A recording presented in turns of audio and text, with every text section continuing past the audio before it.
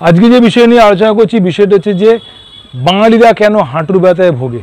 Almost যদি গুগলসে search করতে পারেন, আমরা এখন ভূগোলকে গুগল বলি, মানে ভূগোল আমরা পড়ি তো, কিন্তু গুগলে যদি আপনি সার্চ করেন দেখতে পাবেন 36 কোটি বাঙালি পৃথিবীতে আছে, বাংলা ভাষায় কথা বলে। এই বাঙালি ভাষায় কথা বলে এবং তারা যদি ভারতীয় হয় বা বাংলাদেশি হয় বা আশেপাশে নেবার কান্ট্রি হয়, উড়িষ্যা হোক, তাদের একটা প্রবণতা আছে, খাওয়ার একটা বড় প্রবণতা তাদের। বাঙালিদের একটা খাদ্য রসিক বলি আমরা বাঙালিকে। সুতরাং এই বাঙালিরা কেন হাঁটুর ব্যথায় ভোগে সেই বিষয়টি নিয়ে আমার অভিজ্ঞতা, বা আমি যখন দেখি পেশেন্টদের তাদের কথা এইগুলো বলি যে তারা কিন্তু এগুলো ফলো করে, তারা কিন্তু এই ফলোগুলো করে তারা কিন্তু ভালো আছে। তা আপনিও দেখুন যে বাঙালিরা কেন হাঁটু ব্যথা কোমরে ব্যথায় বেশি ভোগে।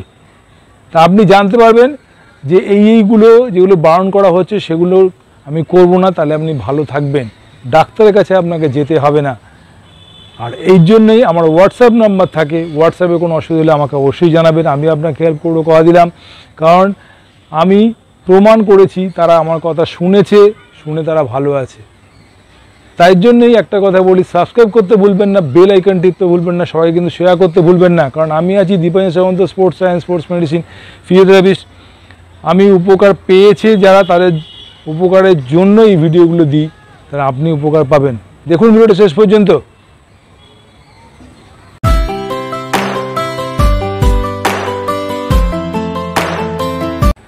আজকে যে বিষয় নিয়ে কথা বলছি সেটা হচ্ছে যে বাঙালিরা কেন হাঁটুর ব্যথা কোমরে ব্যথায় বেশি ভোগে। তার দুটো কারণ আমি দেখেছি। তার একটা কারণ হচ্ছে বাঙালিদের খাদ্যের প্রবণতা, খাওয়ারের প্রবণতা বলতে কি, বাঙালিদের হচ্ছে খাদ্য রসিক, তারা অনেক কিছু খায়, কিন্তু একটা জিনিস করে সেটা হচ্ছে কি, খাবার ব্যাপারটা তারা মেনে চলে না। মানে অনেক সবজি খাচ্ছে, অনেক কিছু আইটেম খাচ্ছে, অনেক প্রকারের তরকারি খাচ্ছে, সেটা ঠিক, কিন্তু খাবারের প্যাটার্নটা তারা ঠিক করে না। বিশেষ করে মেয়েদের কথায় আসি, মহিলাদের কথা যদি মা বলে বলি, নমস্কার করে মায়েদের কথা বলি, যে মায়েরা কিন্তু খাওয়ার অনেকক্ষণ সারাদিন ধরে রান্না করে আছেন। বাবা ধরে আমরা বলে থাকি, রান্না করে যে মহিলারা বেশিক্ষণ থাকে তারা কিন্তু বেশি অসুস্থ। কারণ রান্না করে বেশিক্ষণ আছে মানে রান্না করে তেল দিয়ে ভালো করে পাকাচ্ছেন যে কোনো তরকারি, সেটাই কিন্তু শরীরের পক্ষে খারাপ। খাবারে 50 থেকে 60% যদি কাঁচা জিনিস খান তাহলে কিন্তু আমার শরীর ভালো থাকবে, এটা নিয়ম, বিজ্ঞান তাই বলছে।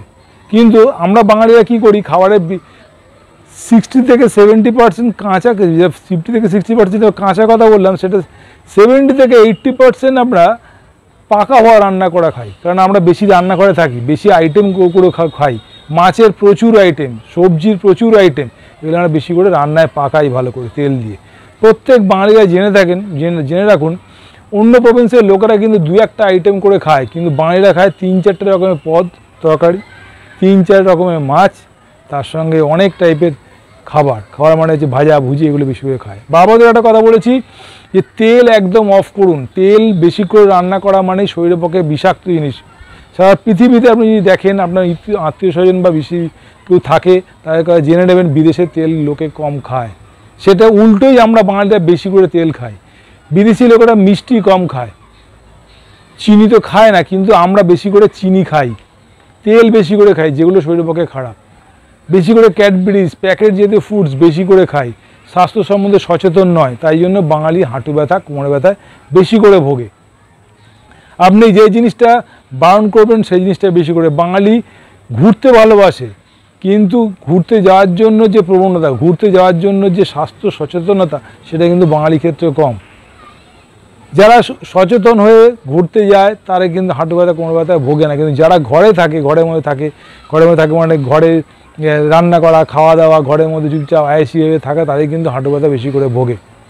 তাহলে আপনার লাইফস্টাইলটা আপনাকে পাল্টাতে হবে। যে বিছনায় আপনি শোবেন সেই বিছনাটা যেন হার্ড সারফেস থাকে, যেখানে আপনি বসবেন সেই জায়গাটা হার্ড সারফেস থাকে, সেটা যেন থাকে। আপনাকে সকালবেলা প্রাণায়াম, যোগাসন, যেগুলো এখন নতুন আসছে কালচার, সেটা অনেক দিনই আগে থেকেই ছিল, কিন্তু আমরা সেটা অ্যাডাপ্ট করতে শুরু করেছি বাঙালিরা, যে সকালে উঠে যোগাসন প্রাণায়াম করতে শুরু করি, সেটা করছি। সকালে মর্নিং ওয়াক বা বিকেলে ইভিনিং ওয়াক আমরা শুরু করেছি, এটা খুব ভালো জিনিস। কিন্তু আপনাকে চিন্তা করতে হবে আপনার বডি ওয়েটটাও। প্রত্যেক মহিলাদের আমি বলি, যখন মায়েদের বলি আপনাদের ওজন 50-র পরে, 50-এর পরে আপনাদের ওজন হবে প্রত্যেক ইঞ্চিতে 900 গ্রাম, প্রত্যেক ইঞ্চিতে 900 গ্রাম। আপনি হিসাব করে নিন আপনার হাইট কত, আর তার সঙ্গে সঙ্গে হিসাব করে নিন আপনার ওজন কত। এই ইকুয়েশন যদি ধরে নিতে পারেন তাহলে আপনি বুঝতে পারবেন ওজন বেশি না কম। আর প্রত্যেক গুরুজনকে নমস্কার করে বলি, আপনাদের ওজন যখন 50 পরে 1 ইঞ্চিতে 1 কিলো করে হবে তাহলে বুঝতে পারবেন আপনার ওজন ভালো, মানে ওজনটা ঠিক আছে, তাহলে আপনার কোমরে ব্যথা হাঁটু ব্যথা হবে না। কিন্তু যখনই আপনি ওজনের সঙ্গে এটা মিলিয়ে নেবেন দেখবেন বাঙালিরা বেশিরভাগ ক্ষেত্রে ওজন বেশি। যত বেশি ওজন হবে তত হাঁটুর মধ্যে চাপ পড়ছে, কোমরের বেশি প্রেশার পড়ছে, এগুলো আমাদের স্বাস্থ্যের পক্ষে ক্ষতি করছে, শরীরের পক্ষে ক্ষতি করছে। আর বাঙালিরা দুটো জিনিস খায়, এক হচ্ছে মিষ্টি, এক হচ্ছে তেল, যেটা আগে বলেছিলাম। সুতরাং একটা জিনিস আপনি দেখবেন বাঙালি কালচার বা বাঙালি এলাকায় দেখবেন মিষ্টির দোকান আর ওষুধ দোকান পাশাপাশি। আমি আপনাকে দেখিয়ে দেবো মিষ্টির দোকান ওষুধ দোকান পাশাপাশি। যে আপনি যদি 1 মিনিটের মধ্যে যান দেখুন একটা মিষ্টির দোকান একটা ওষুধের দোকান আছে। সুতরাং যত বেশি মিষ্টি খাবেন ওষুধও আপনাকে খাওয়ার প্রয়োজন পড়বে। সুতরাং মিষ্টি খাওয়া বন্ধ করুন, দুধের জিনিস খাওয়া বন্ধ করুন। আপনার মায়ের দুধ আপনার জন্য, আপনার গরুর দুধ মোষের দুধ যেগুলো আমরা খাই সেগুলো কিন্তু আপনার জন্য নয়। ভগবান তাদেরকে তৈরি করেছে তাদের বাছুরকে বড় করার জন্য, তাদের বাচ্চাকে বড় করার জন্য। সেই দুধটা আপনার শরীরের পক্ষে প্রযোজ্য নয়। তারপর তো বুঝতেই পারছেন মশলাটা কিরম কেমিক্যাল দিয়ে গরুকে তৈরি করে সে দুধ তৈরি করা হচ্ছে, সেগুলো সবই জানেন আপনি। সুতরাং দুধ খাওয়া বন্ধ করুন, চিনি খাওয়া বন্ধ করুন, তেল খাওয়া কমান, যত পারবেন তেল খাওয়া কমান, বয়েল জিনিস খান, স্টিম করা জিনিস খান, আপনি উপকার পাবেন। শুধুমাত্র বাঙালিরাই খাদ্যরসিক, তাই বাঙালিরাই হাঁটু ব্যথায় ভোগে। আর তার সঙ্গে সঙ্গে লাইফস্টাইল, হাঁটা চলা এগুলো কম করে। সুতরাং আপনি যদি ভালো থাকতে চান, আমি আজ যে বাঙালি হিসেবে বলছি, আমি যখন পেশেন্ট আছে তাকে বুঝিয়ে বলি যে এইগুলো করবেন না, তারা যেটা শোনে তারা সুস্থ থাকে। তাহলে এই যে টিপসগুলো আমি বললাম, যে চিনি খাওয়া বন্ধ, দুধ খাওয়া বন্ধ করুন, তেল একদম রান্না কম করুন, লেগস ফুড চিকেন মাটন বেশি করে খাবেন বা খাবেন না, একদমই খাবেন না। যারা খায় বাঙালি এগুলো খেতে ভালোবাসে, মটন মাসে একবার খাই, সপ্তাহে 2 থেকে 3 দিন চিকেন খাই, এগুলো শরীরের পক্ষে ক্ষতিকারক।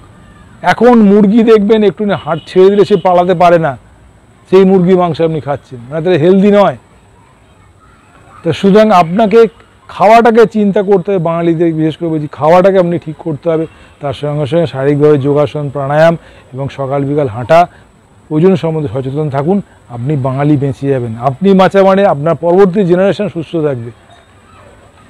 এবং বাঙালি হিসাবে এটা আমাদের কাছে লজ্জার যে আমরা বেশি ওষুধ খাই, বেশি মিষ্টি খাই এবং বেশি ডাক্তারের কাছে যাই এবং বেশি হাঁটু ব্যথা কোমর ব্যথায় ভুগি, বিভিন্ন রোগে ভুগি, পেটের সমস্যায় ভুগি।